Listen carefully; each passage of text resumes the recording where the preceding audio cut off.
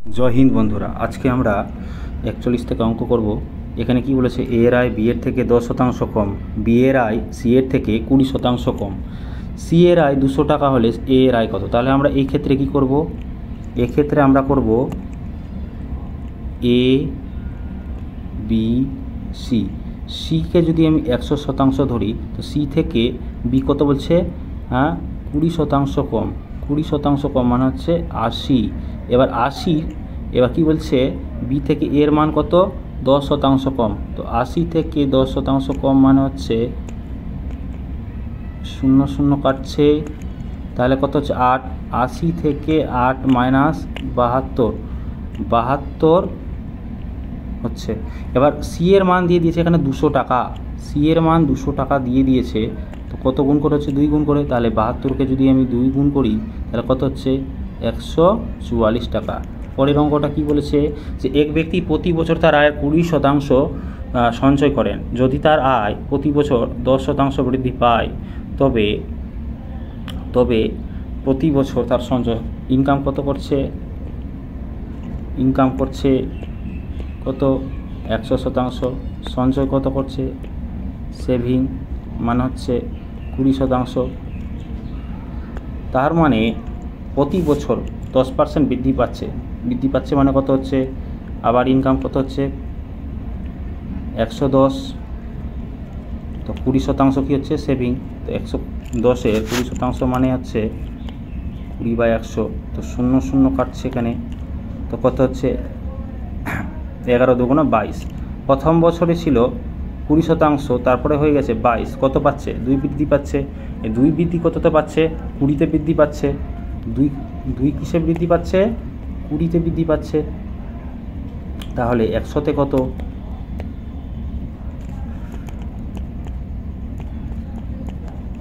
20-তে বৃদ্ধি পাচ্ছে। তাহলে 100-তে কত, তাহলে কি করো, 20 পাচ্ছে 100। তার মানে কি বলেছে, প্রতি বছর তার সঞ্চয় শতকরা কত বৃদ্ধি পাবে, 5 দুগুণ 10, 10% করে বৃদ্ধি পাবে।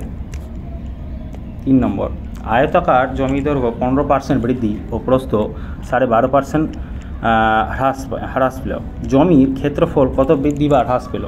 এক্ষেত্রে কি করব, আমরা এই দুটোর আমি ফ্র্যাকশন বের করে নেব। এই দুটোর ফ্র্যাকশন হচ্ছে 15%, ফ্র্যাকশন হচ্ছে 15% 3/20, 3/20। আর 12.5% ফ্র্যাকশন হচ্ছে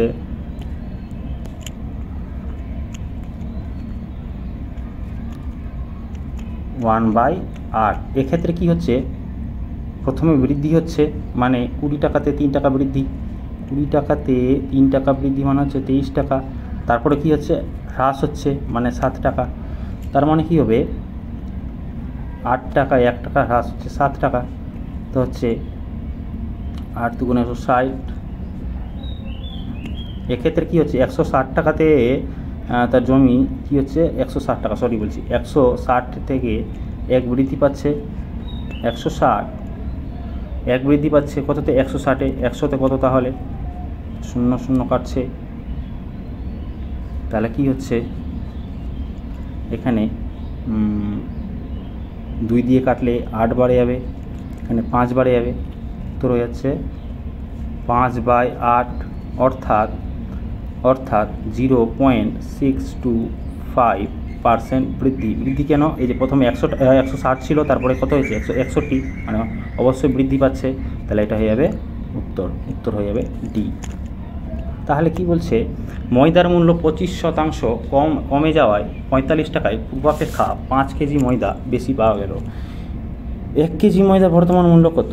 প্রথমে প্রাইস কত ছিল, প্রাইস ছিল কত, আচ্ছা 25% ফ্র্যাকশন কত,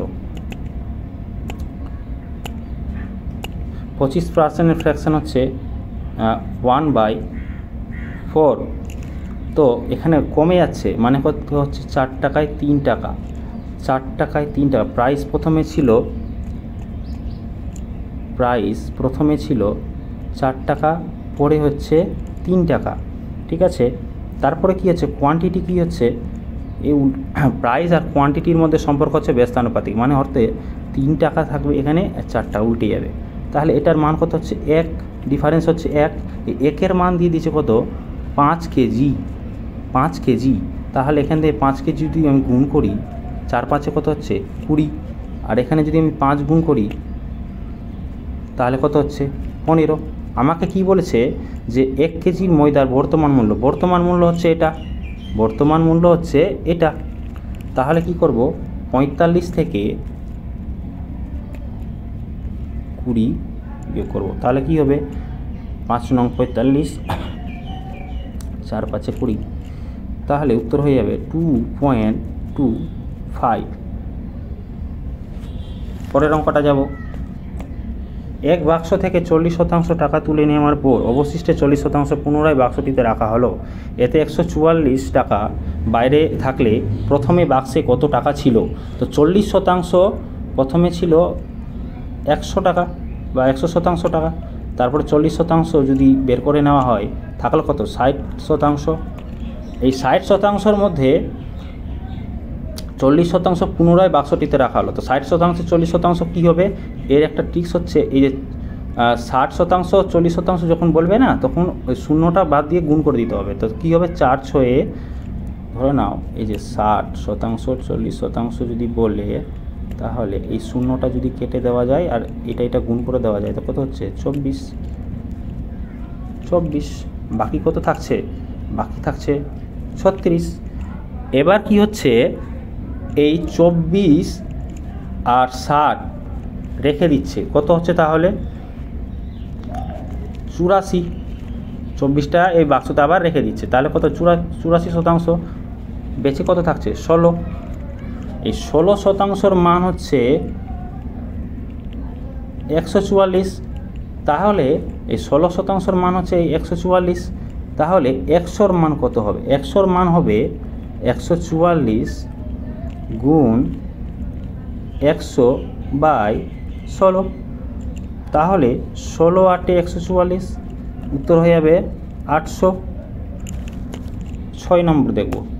বলছে একটি পরীক্ষায় 1500 জন পরীক্ষার্থীর মধ্যে কেউ জীবনবিজ্ঞানে অথবা কেউ উভয় বিষয়ে পরীক্ষা দেয়। 75% অঙ্ক ও 55% জীবনবিজ্ঞান পরীক্ষা দিলে কতজন উভয় পরীক্ষা দেয়? তাহলে কি করব এক্ষেত্রে এই 75 যোগ বা 75% যোগ 55 যোগ করে দেব শতাংশ। তাহলে কি হবে 70 আর 50 কত হচ্ছে 120 130। আচ্ছা 130 থেকে 130%, 130 থেকে আমি 100 যদি বিয়োগ করে দিই কত হচ্ছে 30%। এই 30% 1500 জন থেকে আমাকে গুণ করে দিতে হবে। তাহলে কি হয়ে যাবে 0 0 কাটছে, 15 3-এ কত হচ্ছে 4500। তো এটা হবে এই উত্তর এ নম্বর। 47 নম্বর কী বলেছে, কোনো ট্রেন দুর্ঘটনায় 20% যাত্রী ঘটনাস্থলে মারা যায় এবং বাকিদের 10% হাসপাতালে মারা যায়। যদি 7200 জন জীবিত থাকে তবে মোট যাত্রী সংখ্যা কত ছিল? তো ধরে নিলাম ট্রেনে যাত্রী সংখ্যা ছিল 100%, তার মধ্যে 20% কী বলছে 20% বলছে ঘটনাস্থলেই মারা যায়। তাহলে বাকি কত থাকছে 80%। 80% থাকছে, তো 80%-র 10% কত হবে হাসপাতালে মারা যায়, তার মানে বাকি কত থাকছে 72, তাই তো। 10% যদি আমি -10% যদি করি তাহলে কি হবে 72% থাকছে। এই 72%-র মান কত দিয়েছে বেঁচে থাকছে, তার মানে 7200। তাহলে একের মান কত? একের মান হচ্ছে 72কে 7200 দিয়ে যদি কাটি তাহলে কত হচ্ছে 100। একের মান তাহলে 100।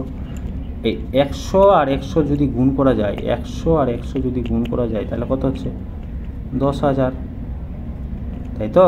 উত্তর হয়ে যাচ্ছে বি 8 নম্বর।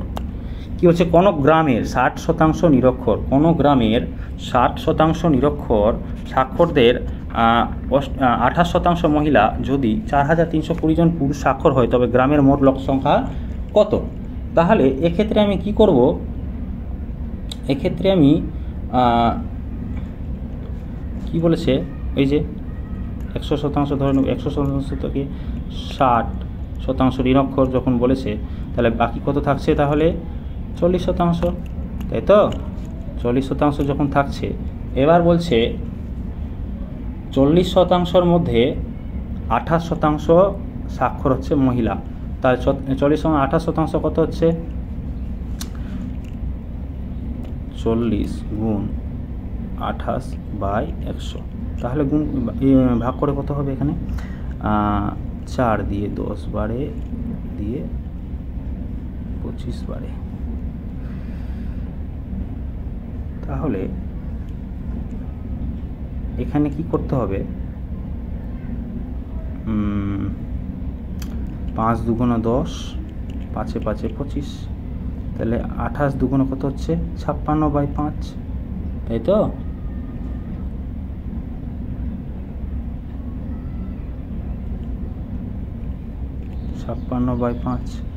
তো 56/5 যদি থাকে মহিলা, তাহলে কি বলছে? 4320 জন পুরুষ, তাহলে স্বাক্ষরদের 28% যদি মহিলা থাকে তো বাকি কত থাকবে? তো বাকি বের করতে হবে। এটা যদি 56/5 যদি মহিলা থাকে তাহলে পুরুষ কত থাকছে? তাহলে কি করব? তাহলে 40% বিয়োগ 56/5 কত হবে? 200 মাইনাস 56,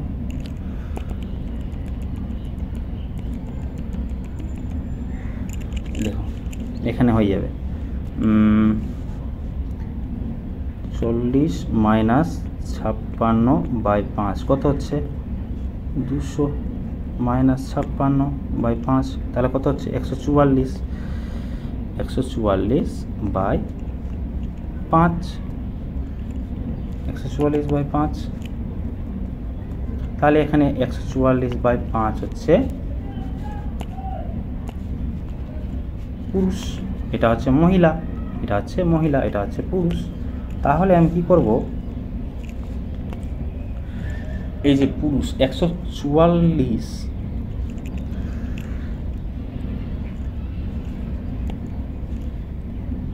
144/5 মান যদি কত বলেছিল? 4320 হয়, 4320 হয়, তাহলে একের মান কত? একের মান কি হবে? 4320 গুণ এই 5টা চলে আসবে এখানে আর 144 চলে আসবে এখানে, তাই তো? তাহলে 100-র মান কত? 100-র মান হয়ে যাবে 4320 গুণ 5, 144, আর এখানে গুণ 100, তাহলে কত হবে? কাটাকাটি যাবে। এটা দিয়ে আমি যদি কাটি 4 দিয়ে, 4 দিয়ে 3 4 12,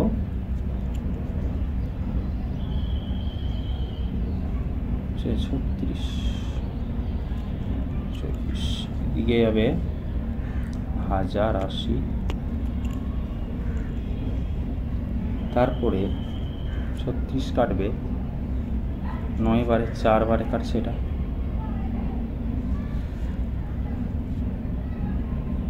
সরি 9 দিয়ে কাটবে, এটা কাটবে 120 বারে।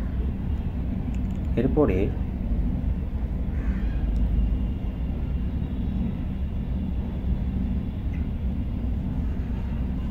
এটা কাটবে 25 বারে, সরি 36 দিয়ে এটা 4 বার 9 বার কাটবে, এটা 25 বারে কাটছে, 9 দিয়ে কাটবে এটা 120 বারে, 120 5 25 কত হচ্ছে?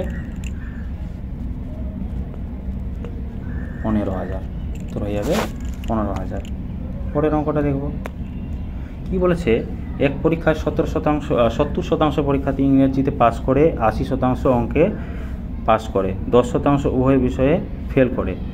যদি 144 জন উভয় বিষয়ে পাস করে তবে মোট পরীক্ষার্থীর সংখ্যা কত? এটার আমি দুটো ট্রিক্স আছে, দুটো ট্রিক্সের মধ্যে আমি একটা শর্টকাট নিয়ম দেখাচ্ছি। পাস করেছে কতজন? 70 আর 80 যোগ করলে কত হয়? 150।